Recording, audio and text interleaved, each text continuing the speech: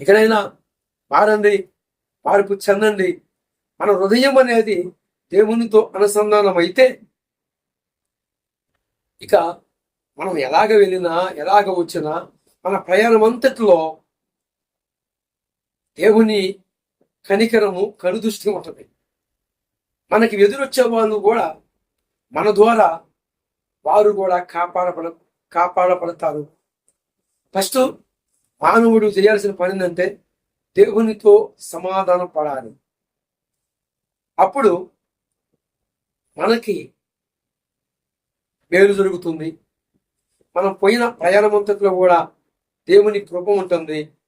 అలాగనే మనకి ఎవరైతే ఎదురొస్తున్నారో వారు కూడా మనల్ని బట్టి దేవుడు వారిని కూడా కాపాడతారు. ఈరోజు ఈ అజ్ఞానం అనే అంధకారంలో కూర్చున్న మూర్ఖులారా, మారండి, మార్పు చెందండి. తర్వాత మనం చూస్తే ఇంకా ఉన్నాయి. చూద్దాం. మానవుని కొంతమంది అంటున్నారు, నరకము ఎవరు చూశారులే, నరకం ఎక్కడుందిలే అని చెప్పి మాట్లాడుతూ ఉన్నారు. అయితే నేను ఒక చిత్రాన్ని మీకు చూపిస్తాను, చూడండి. ఆ చిత్రాన్ని చూపించకపోయే మునుపు మీకు ఒక సన్నివేశాన్ని మీకు వినిపిస్తాను. ఏంటంటే ఒక శ్లోకం మన పూర్వులు ఇలాగ చెప్పేవాళ్ళు, మన పూర్వీకులు ఇలాగ మాట్లాడేవాళ్ళు తెలుసు. ఏంటి అంటే, పాపాదస్యం మరణం ప్రయాతి, పాపాదస్యం నరకం ప్రయాతి. ఈ యొక్క శ్లోకాన్ని లేక ఈ యొక్క మంత్రాన్ని పలికి చెప్పేవాళ్ళు. అంటే దాని అర్థం ఏంటంటే, మనుషుడా మోసపోకు,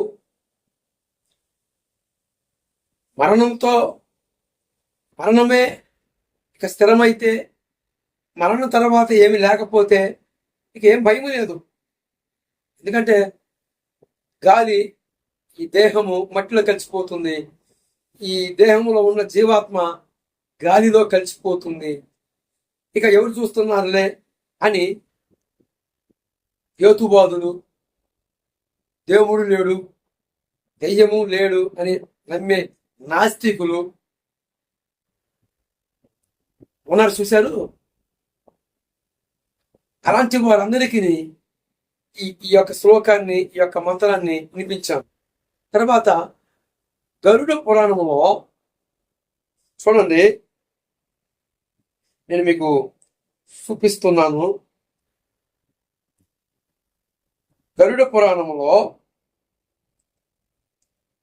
మోతాదుగా ఒక వ్యక్తి ఏదన్నా ఆ వ్యక్తి ద్వారాగా తప్పు జరిగితే ఆ తప్పుకి పరిశీలించి ఎలాగ ఉంటుంది, అతను చేసిన తప్పుకు ఎలాగ అయితే ఉందో ఆ తప్పుకి ప్రతిఫలంగా ఆ చేసిన తప్పుకి మోతాదుగానే ట్రీట్మెంట్ ఉంటుంది. ఉదాహరణకి పోలీసు అధికారులను చూసుకున్నట్లయితే దోపిడీ చేసిన వారికి ఒక సెక్షన్ ఉంటుంది, అంటే దొంగతనం చేసిన వారికి. తర్వాత మర్డర్ చేసిన వారికి ఒక సెక్షన్ ఉంటుంది. తర్వాత ఏదన్నా అల్లరి జరిగిస్తే ఒక సెక్షన్ ఉంటుంది. అలాగా సెక్షన్లు మారుతూ ఉంటాయి. కానీ సెక్షన్లో మోతాదుగా, అంటే అతను ఎవరినన్నా కానీ అతని వల్ల చనిపోయారా అంటే అతనికి ఒక శిక్ష ఖరారు చేస్తాడు. అలాగా ఒక వ్యక్తి చేసిన దాన్ని బట్టి, ఒక వ్యక్తి చేసిన అన్యాయాన్ని బట్టి,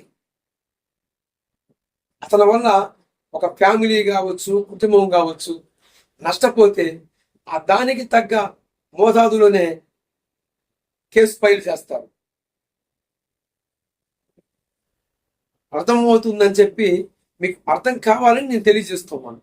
పోలీసు అధికారుల గురించి, పోలీసు వ్యవస్థ గురించి నాకు తెలిసిన పోలీసు అధికారులు ఉన్నారు.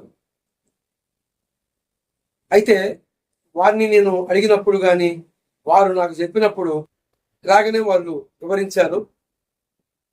ఒక్కొక్క శిక్షకి అంటే ఒక్కొక్క లోపాలకి తప్పులు జరిగితే ఆ వ్యక్తి ద్వారాగా ఆ తప్పుకి ఒక్కొక్క ట్రీట్మెంట్ ఉంటుంది. ఒక్కొక్కసారి కొన్ని సందర్భాలలో నాన్ బెయిల్ కూడా దొరకదు. ఎందుకు దొరకదు? అతను అంత అంత తీవ్రంగా జరిగించాడు అని చెప్పాలి. అందుకు నాన్ బెయిల్ కూడా దొరకదు. ఎవరు ఎందుకు నేను ఈ మాటలు చెప్తున్నానంటే ఇక్కడ బహుశా గరుడ పురాణంలో కొన్ని సెక్షన్లో ఉంటాయని, కొద్దిగా తప్పు జరిగితే